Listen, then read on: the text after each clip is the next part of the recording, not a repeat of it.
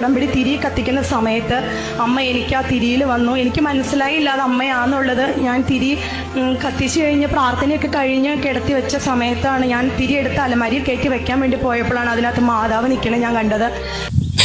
ഈ പറയുന്നവരെ കുറ്റം പറയാൻ പറ്റില്ല, കാരണം അതിന് മാതാവിൻ്റെ രൂപമുണ്ട്. ഞാനും പണ്ട് മെഴുതിരിയൊക്കെ കത്തിച്ച് പ്രാർത്ഥിക്കുമ്പോൾ ഇതുപോലുള്ള രൂപങ്ങളൊക്കെ കണ്ടിട്ടുണ്ട്. അപ്പോൾ നമ്മൾ ഇത് മാതാവാണെന്നൊക്കെ വിശ്വസിച്ചിരുന്ന ഒരു കാലം ഉണ്ടായിരുന്നു. നമ്മൾ ആകാശത്തോട്ട് ഇപ്പോൾ നോക്കുകയാണെങ്കിൽ തന്നെ നമുക്ക് ആനയെ, കുതിരയെ, മനുഷ്യനെ, അങ്ങനെ പല രൂപങ്ങളും നമുക്ക് കാണാൻ സാധിക്കും. അതെന്ന് പറയുന്നത് നമ്മുടെ ബ്രെയിനിൻ്റെ ഒരു പ്രത്യേകതയാണ്. ഈ ഓരോ രൂപങ്ങൾ കാണുമ്പോൾ നമ്മുടെ ബ്രെയിൻ തന്നെ അതിനൊരു മുമ്പ് കണ്ട രൂപമായിട്ടുള്ളൊരു പാറ്റേൺ കൊടുക്കും. ഇങ്ങനെയൊരു പ്രത്യേകത നമ്മുടെ ബ്രെയിനുണ്ട്.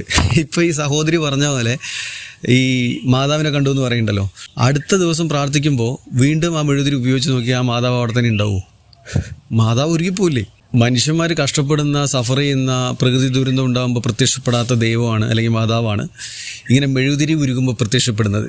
ഇതേ മാതാവിൻ്റെ പേരും പറഞ്ഞ് കേരളത്തിൽ നടത്തുന്ന ഏറ്റവും വലിയ തട്ടിപ്പാണ് കൃപ ആസനം.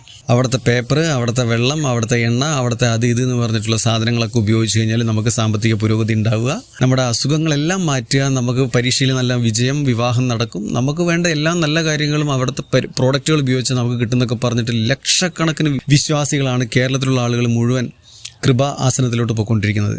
ഈ കൃപ ആസനം മാത്രമൊന്നുമല്ല, കേരളത്തിൽ ഇതേപോലെ ഒരുപാട് ധ്യാന കേന്ദ്രങ്ങളുണ്ട്. ഇതേപോലെ വിശ്വാസികളെ, പാവം പിടിച്ച വിശ്വാസികളെ പറ്റിക്കുന്ന ഈ വിശ്വാസികളൊക്കെ 1-2 ദിവസമൊക്കെ പണിയെടുത്തുണ്ടാക്കണ പൈസ, കൂലിപ്പണിയെടുത്തുണ്ടാക്കണ പൈസയാണ് അവിടെ കൊണ്ടുപോയിട്ട് സ്വോത്രക്കാഴ്ച എന്ന് പറഞ്ഞിട്ട് കൊടുത്തിട്ട് വരുന്നത്.